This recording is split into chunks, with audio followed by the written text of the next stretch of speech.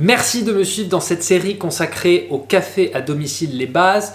Le premier numéro, il était consacré à la mouture, le deuxième à la recette. Et aujourd'hui, on va parler matériel. À vos tasses.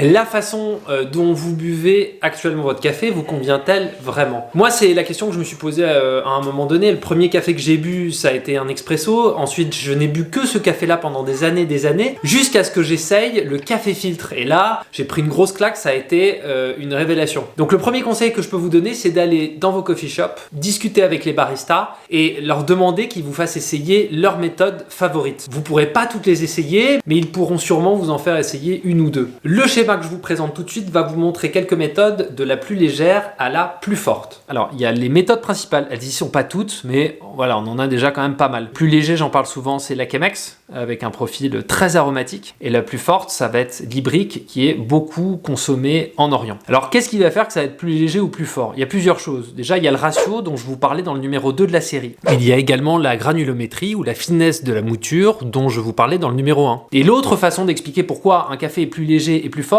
c'est assez simple. De la Chemex à l'Aéropress, on utilise des filtres. Et ces filtres, ils vont retenir un certain nombre de choses. Ils vont retenir les graisses, les huiles, les colloïdes qui sont présents dans le café. En revanche, de la French Press à l'Ibrick, beaucoup plus de composés sont emportés par l'eau. Maintenant, on va rentrer dans le vif du sujet et je vais vous lister méthode par méthode, le prix de la méthode, sa durée, les avantages et les inconvénients. Alors, on va commencer tout de suite avec la Chemex. La Chemex 3 tasses, c'est dans les 38 €. La durée, il ne faut pas que ça excède 5 minutes de préparation. Avantage, c'est vraiment un révélateur d'arôme. C'est un café qui est très léger, très frais en bouche. L'inconvénient, ça va plutôt être pour ceux qui aiment les cafés un peu forts, les cafés un peu qui arrachent. Il se peut que quand vous goûtiez la première fois, vous ne pigiez pas du tout ce café. La V60, c'est une méthode que j'adore. En ce moment, vraiment, je la kiffe. Ça coûte 15 €. Le temps d'extraction, c'est 3-4 minutes. Ça va dépendre de la quantité de café que vous utilisez. Alors, les avantages, moi qui n'ai pas du tout un gros bagage technique, je trouve que c'est assez simple d'en préparer et que ça fait ressortir vraiment des belles choses, les belles choses du café. L'inconvénient, c'est que justement pour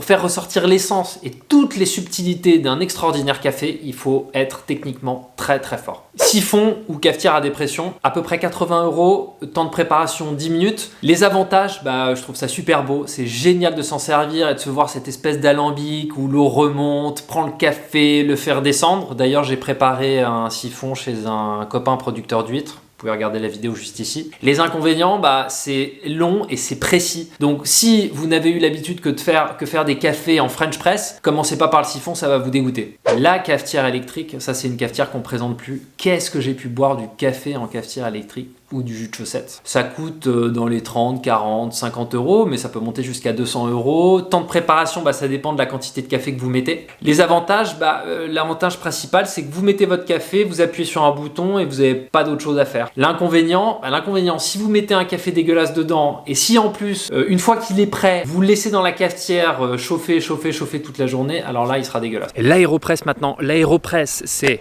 35 €. Temps de préparation, 3 minutes. Les avantages, c'est la cafetière nomade par excellence. Vous ne serez plus obligé de boire des cafés dégueulasses sur les aires d'autoroute. En inconvénient, vous ne pouvez préparer qu'une grosse tasse maximum. La French Press ou cafetière à piston, alors c'est une méthode qui coûte 15 €. C'est le meilleur rapport qualité-prix. Temps de préparation, 4 minutes 30, 5 minutes, mais concrètement, il n'y a rien à faire si ce n'est mettre votre café, ajouter l'eau et attendre que ça se passe. Alors les avantages, c'est marrant de revoir qu'un truc que consommaient nos grands-parents revient un peu sur le devant de la scène. C'est une méthode qui est super simple, qui fait un café assez puissant avec du corps. Ça, il y a beaucoup de gens qui aiment. L'inconvénient, c'est que justement, pour moi, c'est pas une méthode qui est très aromatique et assez souvent, on a du sédiment en tasse et donc dans la bouche. Prego, come stai?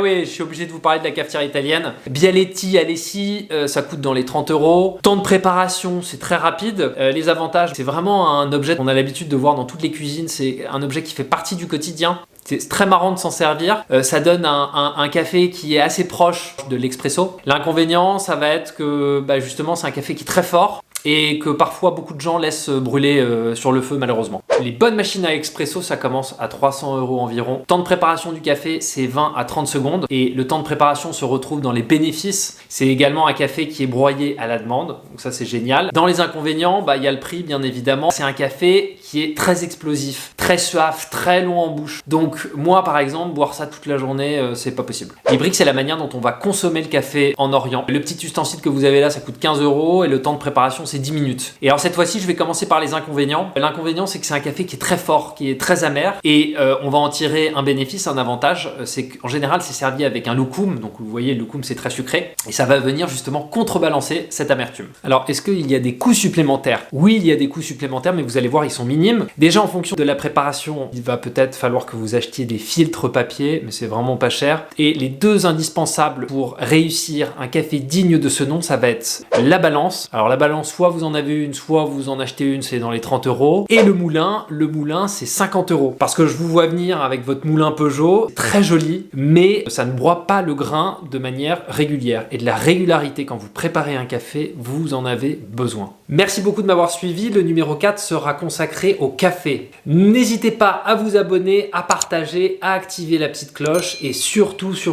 n'oubliez pas de prendre du plaisir.